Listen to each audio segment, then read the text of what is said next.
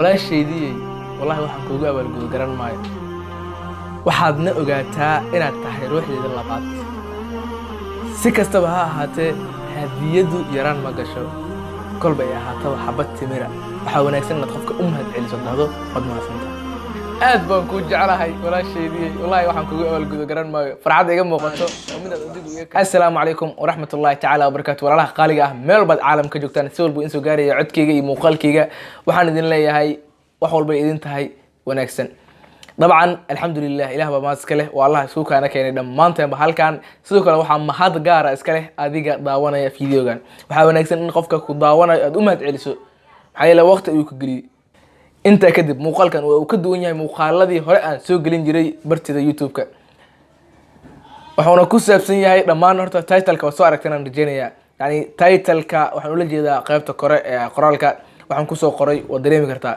muuqaalkan wuxuu ku saabsan yahay oo kaliya waa halaha dabcan halkan waxaan usoo fadhiistay in aan ka gudoomo surprise walaasheeda ila dhalatay oo ii soo dhiibtay hadiyad kolba nuuci ahaatee waxaan inta ku furi doonaa hadiyada ay nolol soo tala gashay dabcan aniga kaligay ma ahan waxay ugu soo tala gashay ay dhammaan walaalaha ku xiran youtube-ka walaal darjir ay ugu soo tala gashay hadiyad bal waynu furi doonaa waxay noqotaba laakiin inta aan furin hadiyada waxa wanaagsan horta inaan u mahad celino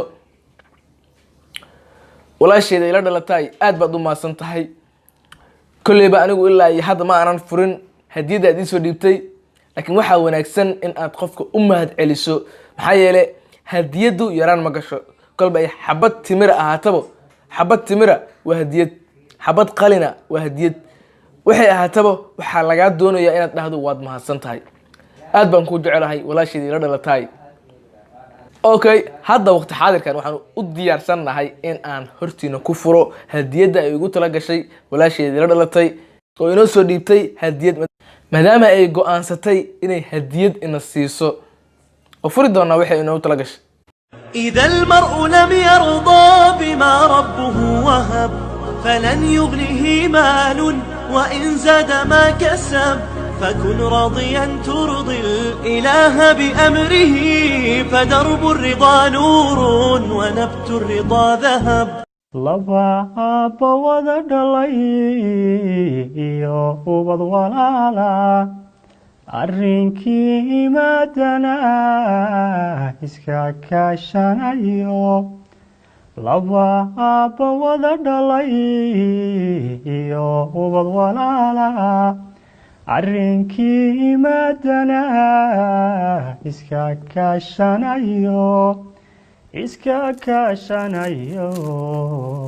isku siiya gacante iska kaashanayo isku siiya gacante indhahaygu nuurkay ku ildoogsadeeno adna hayska kay ladine uur hooyahayo indhahaygu nuurkay waxaanu soo gaarnay gabagabadii aynu furfuri lahayn waana dareemi kartaan qof aan weligiis loo keenin camal u furfura u jeedin waa dareemi kartaa yaa qof aan weligiis wax loo keenin si uu hadlaayo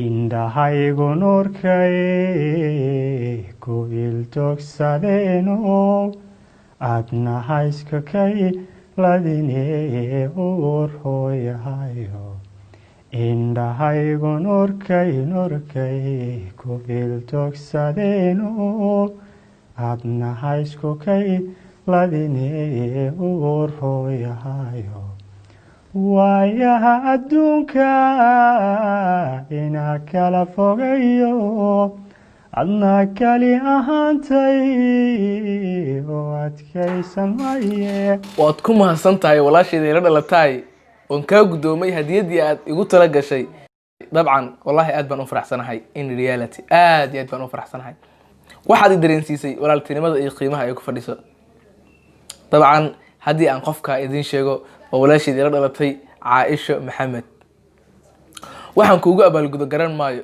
maxaa yeelay qofka markuu abaalmarin ku siiyo waxa wanaagsan inaad u mahad celiso fast one waadna mahadsan tahay sideedaba walaalku waa qofka labaad ee adduunka kugu jecel fast waa hooyo second waa walaalkaaga xitaa qofka adduunka aad ugu jeceshahay xitaa qofkoodoona ha ahaadee walaalkaaga waa qof kaliya ku danqanayo. ta koowaad waxaa isku jeclaanayo labada qof ee waxa isku hadiyeynayso, waxaa ka dhex dhalanayo galgaceel ama maxabo. nabigeena maxamed naxariis iyo nabadgelyokiisa ha ahaatee waxa uu yiri tahaadu taxaabu, isku hadiyeey waad jeclaanaysaane. walaasheedii wallahi waxaan kugu abaalgudo garan maayo. dabcan aniga keligii maadan ii keenin hadiyad ee waxaad u keentay dhammaan walaalaha ku xiran youtube-ka Walaal Daljir. yacni hadda videogan waxaan u duubayo oo kaliya wax kale maahan. marar badan ay dhihi jirtay waxaan ku keenayaa surprise, waxaan ku keenayaa hadiyadan kusoo wadaa. dabcan anigu kama aanan warqabin, si kadisa ay ugu imaatay hadiyadani. dabcan walaasheedii la dhalatay Caaisha kaliya walaal iguma eko ee waa saaxiibteyda, waana aadka iskugu dhownahay. wax walbana aan u sheegto waad dareemi kartaan qofka yacni markii uu walaalkiisa saaxiib ka dhigto dareenka dhalanayo. caawo wejigeyga waxaad ka dareemi kartaan khiiro. waxaan iga kasbaday maahan hadiyadan ee waa walaaltinimada ee i dareensiisay walaasheeda.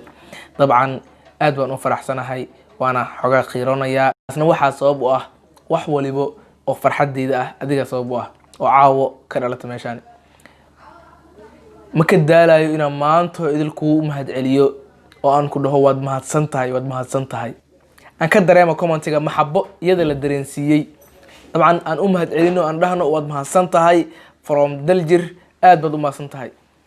waxa wanaagsan yacni walaasheena inaan u mahadcelino, aan dhahno walaasheedii aad baad u mahadsan tahay. mana ka daali karo inaan maanta idilku dhaho waad mahadsan tahay. waxaa wanaagsan mar walba aan ku celcelinaa qofka markuu hadiyad ku keeno waxay ahaataba xabad timir haddii ahaataba inaad dhahdo waad mahadsan tahay. yacni markaan videogan dhameeyo si gaaran u wada sheekaysan doonaahe insha allahu tacaala. aad iyo aad baad u mahadsan tahay, fariintaadu way soo gaartay. waana ka insha allah markaan videogan dhameeyo waan wada sheekaysan doonaa, waqti waan wada qaadan doonaa. waqtiga inuu videogan dheeraado ma rabo. waxaan videogan ugu talagalay oo kaliya inaan surprise-kan aan idinkugu soo bandhigo waxa ay noogu talagashay walaasheena Caaisha oo aad iyo aad aan iskugu fiicannahay, ahna saaxiibteeda marna walaasheeda aan aadka u jeclahay, dadka idilna iiga xigto. intaa waxaa dheer oo walaaltinimo iyo saaxiibtinimo dheer inay tahay hooyadeyda labaad. wallahi waxaan kugu abaalgudo garan maayo. aad iyo aad baad u mahadsan tahay saaxiib Caaisha. muuqaalkan oo aan ugu talagalay inaan kusoo bandhigo hadiyadda ay noogu talagashay walaasheena Caaisha halka ayaan kusoo afmeeri doonaa insha Allah tacaala. waan rajayn doonaa in commentiga aad kusoo qorteen dhammaan fariimihii aan idinkugu talagalay inaad ku dhahdaan, aad ku dhiirigelisaan walaasheena, aad dhahdaan waad mahadsan tahay. wallahi qofkii walaal leh dabcan qofka baa dareemi karo dareenkan oo kale. assalaamu calaykum waraxmatullaahi tacaala wabarakaatu.